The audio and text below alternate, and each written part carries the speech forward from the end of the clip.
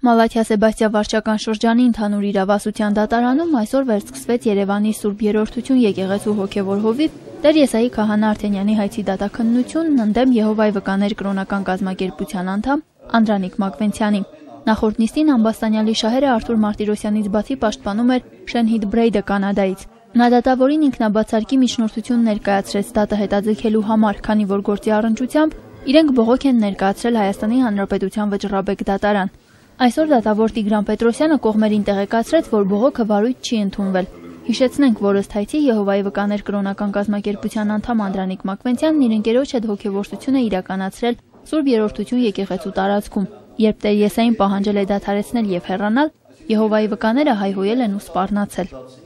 Լսելով Տեր Եսային, Անդրանիկ Մակվենցյանի պաշտպանը միջնորդություն ներկայացրեց դատը հետաձգելու համար։ Պատճառաբանեց, որ ներկա չէ երկրորդ փաստաբանը Շենհիդ Բրեյդը եւ որ իրեն ժամանակ է հարկավոր հարցեր պատրաստելու համար։ Միջնորդությունը մերժվեց, քանի որ իրենք մինչ այս տեղյակ էին Տեր Եսայի տված ցուցմունքներին։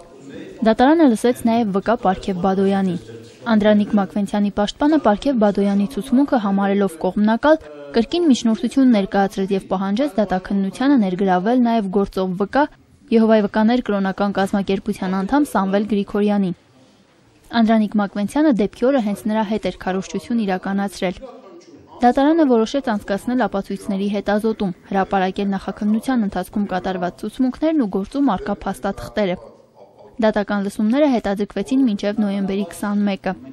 Դատաքննությունն ավարտին հասցնելու համար դատարանը պետք է լսի Սամվել Գրիգորյանին, կողմերի պաշտպանների ճառերը եւ միջնորդությունները։ Կարծում եմ դատարանը օբյեկտիվ կգտնվի եւ միանշանակ մեղադրական դատավճիռ կկայացնի։ Ամենայն դեպս ես որպես փաստաբան գնահատում եմ, որ արդարացման հիմքեր բնավ չկան։ Ի պաշտպանություն հայ եկեղեցու նիստին զուգահեռ դատարանի առջև հավաքվել էին քաղաքացիներ, ովքեր բողոքում էին աղանդների ավերիչ ու հակահայկական գործունեության դեմ։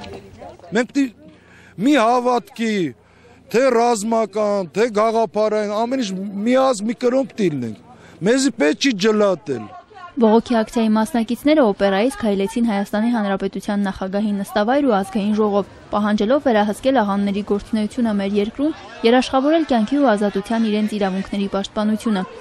Բողոքի մասնակիցներն այդ երկու հաստատություններին նամակ հանձնեցին 35,000 ստորագրություններով։ Կազմակերպիչների խոսքով բողոքի ակցիայի առիթ դարձել է Տեր Եսայի հետ կատարված միջադեպը։ Մենք ցանկանում ենք, որ օրենքում փոփոխություն տեղի ունենա եւ հստակ